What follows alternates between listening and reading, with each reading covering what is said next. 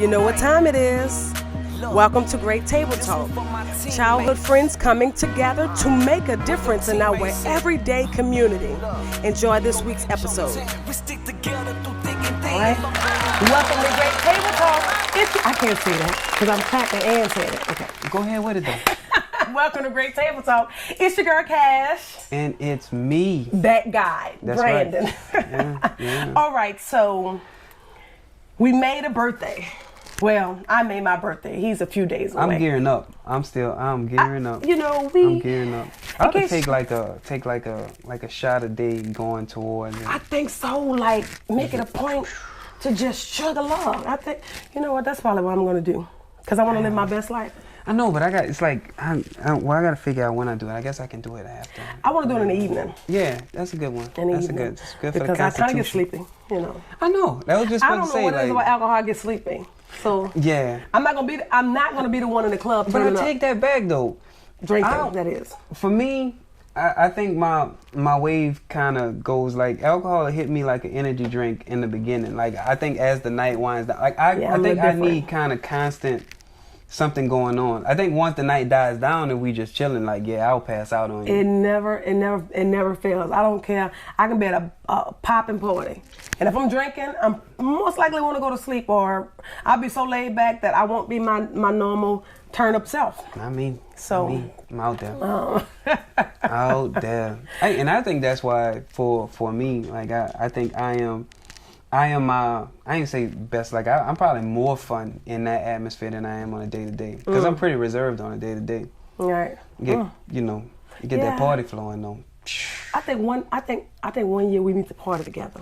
Like just throw a party together. One. I'm really not the best party planner, so you probably gonna have to. It'll be like next year. I think we should do it next year since I won't be here. Won't be here this year. We're doing that next year. All right. A big one. For those of you that don't know, Brandon and I are first cousins. Our daddies are brothers. Now, I'm older than him by 20 days. 20 days. So respect your elders. Matter of fact, when you see me, I need you to say Miss Ma'am. I got you. All right. Just want just so y'all know, I want my respect. That's right. Now, as we approach 39, I'm 39. And you're approaching 39. I wanted to have this podcast. I know, right? Them years passed by fast, didn't they? I'm telling you, like, your daddy asked you, like, man, how old are you now? Right. Yeah. And I'm like, I told my daddy the other day, he's like, wow. That's, Yeah. I want to discuss the 5 lessons learned in chapter 38. Like, ooh. 5 lessons learned. Like, lessons learned. That's what we're going to discuss in today's podcast. My number 5 is, I guess, shaping my worldview through travel.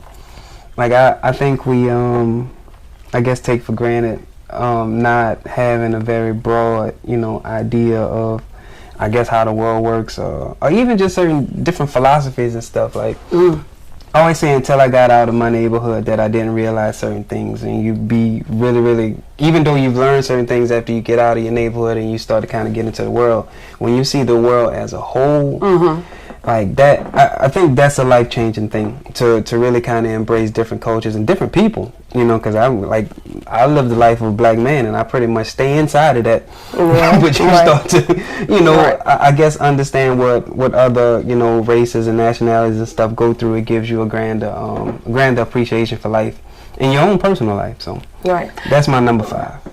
And you probably gonna make my number five seem very sure. I mean, my number 5 is to start today. To even though you may not accomplish something today, work towards that accomplishment starting today. Nah, your number 5 is actually further up my list. So that's dope. I know that I wasted a lot of time with being discouraged because I wasn't at a certain place. At a certain time. You know how you say, by age such and such, I want to be married. By age such and such, I want to have this kind of job or this type of family. By age such and such. When the actuality is, in order to accomplish anything, you got to get started. You got to start somewhere. Right. Planning. Start somewhere. So that's my 5. That's a good one. What's your 4? 4 is health. As you get older, I think you're not Superman, not Wonder Woman or whatever. So you got to be more conscious about your health and where you want to be. Now you start thinking about, okay, I made it this far, I'm in this place. Now where do I want to be, 5 years from now, 10 years from now? You want to see your kids grow up and all that health good stuff. As far as like physical health. Yeah, physical health. I mean, physical health and even emotional health. Like, you still want to be in a good place to where, you're aging well. Right. I must say, I've been doing really well. Drinking water. I let the hog mogs alone. Is that such a thing? It is. I heard it before. It's got to be. We heard it before. I don't think I've ever seen it. I don't think so either. Yeah, but I've heard it. Anyway, I need the hot one. My number 4 is to let my need to control everything. This is one of my big things. For 18 years, I think probably within the last 2 years, I'm like, forget it. I don't have to control everything. I don't really have to. It's like, let things happen organically, and if my kids are doing something or if co-workers or whatever may be happening, it's going to all come out in the wash. I don't have to control everything. So I think some of us, especially, I don't know how many men, but I know quite a bit of women, we have to control everything. If you have somebody you're dating, what is he doing? Where is he going? If you have, co-workers, what is she saying? What they talking about behind their closed doors? Yeah. Relax. Let things happen. I don't have to control everything. So that itself caused me to kind of have a lot of, peace. Yeah. So. Yeah. And that'll burn you out too. What's okay? That's a high anxiety kind of habit. And I had it. Yeah. I had it. No, I am weak. Yeah. I'm a hippie when it comes I don't, and I can't carry stuff. Right. But I was for years. Worried about what people had to say. Worried about, because I was, trying to establish yourself, corporately. You kind of have to keep your ear to the ground, but also have to kind of know what's going on, what people are thinking or saying. But then you bring that stuff home, and then you wonder about what is this person saying, what is that person doing, what is that person saying, or even if you're in a relationship. Even in relationship times, I was like, okay, but what is that? What is he doing? What is he? What does he really think? These days, I don't give a damn. Okay. I'm sorry, I said that probably wrong. It's a lot. But pretty much I don't give a damn. I mean, I care, but it doesn't drive me. Yeah. You don't let it get the best of you. Don't let it get the best of me. So what's your number 3?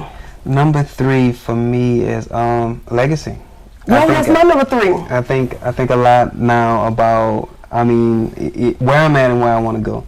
And the steps I need to put in place to get there. I think the older I get, I really have more of an understanding of how I want to be remembered, whether it be by my kids or my community or friends. Word. And my thing is, like you said, mine is legacy as well. Simply because at the end of the day, how good you look ain't gonna matter. I know it's not gonna matter, but ain't gonna matter. How well you dress, how much money you had, all of that stuff won't matter. What is most important is your legacy. What do you leave behind? What can someone say about your character? What can someone say about what you invested in, what you built in, and who's gonna carry that legacy on? So I'm all into legacy building, and that's why being a parent is super duper important, and it's the top priority for me. And this would be, I say, like, things are kind of, you got to take things on both sides of the board, because I'm a person that doesn't really care too much about what people say in the moment. I don't carry it, but I do think I have a real value on how I'll be spoken of after the fact. Like, I think it's important that if, my sons, have a conversation with people and say, well, who your dad is, and then they tell them that something positive comes from that person. Right. That's the biggest compliment.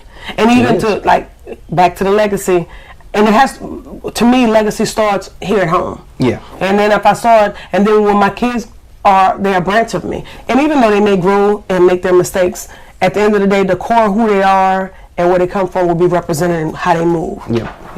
So that's dope. Check it out. We have the same one. What's your number 2? 2. Parenthood and family. I am very, very focused on being, a parent to my kids. I want to, I want to be one, like you said, an example. And in work ethic and not to say belief systems, because I want my kids to have whatever belief system they feel is best benefits them most, but through my actions and definitely not even through the things I say to them. Like, I want my truest representation of myself and what I want for them to come out of the things that I do. Right. For them and for other people. Being a parent, again, and I stress parent strongly. Being a parent is one of those things. It's an awesome responsibility. It's a privilege, and sometimes it's a burden. But one of the greatest things I see about being a parent is all the work that I put in. And not only from rocking as a little baby to even now, just to understand and hearing their heart. One of the biggest challenges for me, by talking about being a parent, is allowing my kids, even when they got older and they started growing, is to allow them to grow and make mistakes. Because sometimes we as parents, well, stereotypically, like to keep our kids in a kid box. I don't know, guys. Let's say for my daughter, for my boys, like, now I can see them about to do something. I'm gonna be like, look at this. Watch. I know you're gonna fall and bust his head. Right. They may be wrong, but I want them to go through it. Like especially for, I say for a black man, the most important lesson I think I can give my sons is the ability to think through different situations. Like, they've got to be able to recognize and kind of straighten themselves out. I don't want them to be at a place where they're always looking for somebody to correct them, because I think that's why the penitentiary system is the way it is now. Because we don't have a self correct or auto fix, and we've got to have that. We've got to have that gauge in us that says, you know what, this doesn't feel right. I don't think I should do this. This is not, what I've been taught, and this is not who I want to be as a person. I want them to have that. And that's my thing with my kids is also to I'm helping navigate, but I'm not here to do it for you. I'm helping you navigate, but I'm not doing it for you. So and again, respect their minds, because again, they may not do everything that I would love for them to do, but at the end of the day, they have to live with the decision that they made. You get what I'm saying? I'm saying I'm a loving parent, but I'm a non-coddling parent, because if I tell you not to do something, you best believe it's like that's yours. I think we kind of got that from our parents, because my dad didn't play no games. He's like, okay, so you want, even when I became a young adult, he was like, oh, so you want to go get that car? I'm not helping you. Yep, you're going to pay for it, and you're going to take care of the maintenance and all this other stuff. So what's your, I didn't say my number two. My number two is to invest in myself first. Mind, body, and soul. Okay. If the world is still going to go around, the people at work are going to still talk.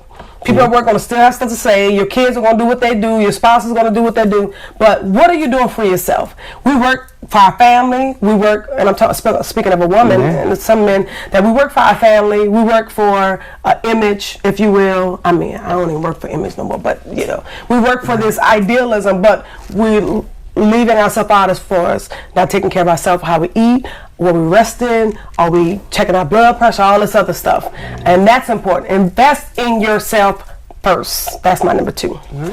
What's your number one? Number one life lesson up until this point is prioritizing my life and goal setting, because sad enough to say, up until maybe a couple years ago, that was not a priority and not one of those things I ever felt that I was talked to about or taught anywhere really, up in life, and getting to a place where I really want to work smarter, because I'm one of those people that I think I try to succeed through sheer effort. Like, I'm just like, look, I'm just going to be the hardest worker. Whatever's set in front of me, I'm just going to work until it gets done. Right. But you get older and you realize, like, look, I can save myself a lot of headache if I just take the time to kind of, organize this thing, see where I want to be, and then take the time to brainstorm and jot it down the best and most effective way to get there. That's right. And that's where I am in life right now. But that comes with planning. Yeah. And you got to, like I said, we have to learn how to plan. Because if we fail to plan, you already know that you're going to work harder. I was always told the lazy people work the hardest. Yeah. And that's truth in that statement, Okay. And it's surprisingly effective, like how much just taking a few seconds to, one, identify what it is that you're trying to accomplish, and then just take the time to think on the best way to go about doing it. Right. And attack it. And nothing's wrong with that. Nothing wrong with that. My number one is I have determined, and it has been like a daily declaration for me, to live on purpose. Not allow life to happen to you, but be in control of your stance on life. Like, life is going to happen. Yeah. Unfortunately, bills are going to be there. Unfortunately, stuff is going to break. Unfortunately, really unfortunately, people are going to pass on, and there's going to be trials, tribulations. So there's enough of that being as it is. Yeah. I just want to make sure that when my feet touch the floor and I have another opportunity to make an imprint, I'm going to do that. I have to be purpose. Like, recently, I just been having a newfound, like, this traveling thing. Like, I mean, I've always traveled, and you've been doing your thing for quite some time. But consistently making a point that if I don't do nothing else, twice a year I need to go to somewhere that makes me feel good. Yeah. You know, that I can have on my bucket list. Begin to check off that bucket list. And people gotta understand that you gotta prioritize that thing too. Because I don't know how to talk to people like, "Well, I can't go." Like, yeah, you can go.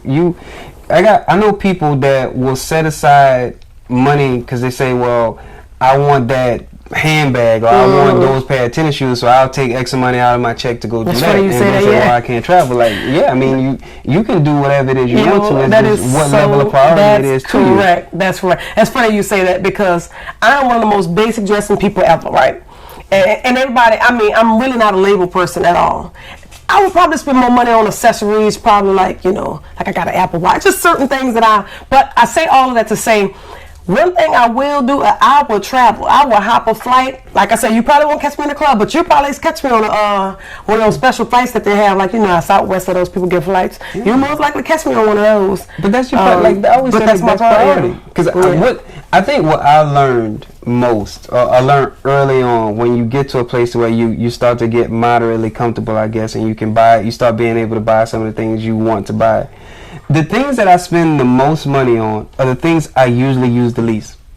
And once I realized that, like, it started to become pointless and pretty stupid. That's true. You buy really, really expensive shoes, you can't really wear them that often. Right. Or you don't, or you just choose not to. That's right, because you don't want it to be messed up. Right. You spend, like I said, you spend a lot of money to go out for this special occasion. You wear it out to the club, you don't even want to wear it no more. Right.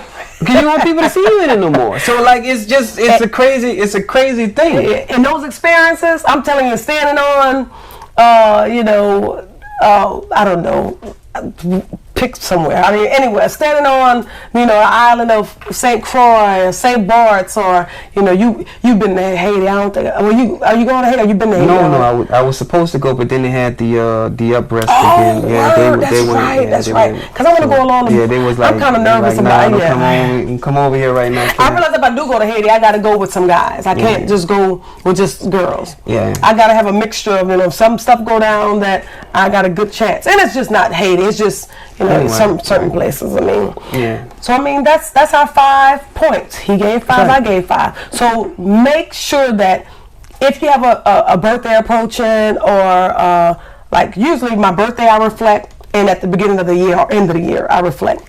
Make sure that you're learning and getting something out of life. Yeah, and even have a daily routine. Just like you say, you wake up and you kind of, even though your reflection is twice a year, you've got to a place to where you will reaffirm every morning. We've got to get to a place to where we kind of reaffirm every morning, because if you let yourself reset, it's almost like you're starting from zero again. Right. That's why you got to be you got to be really consistent about what you want. Even if it's one thing, I always say, like, if there's one thing you can teach yourself to do every morning, that gives you that framework to grow from. That's right. So. Live on purpose. Right. Don't don't allow life to be lived by someone else. Live your life and do it on purpose. Purposely do what you have to do for you. And we out. Peace.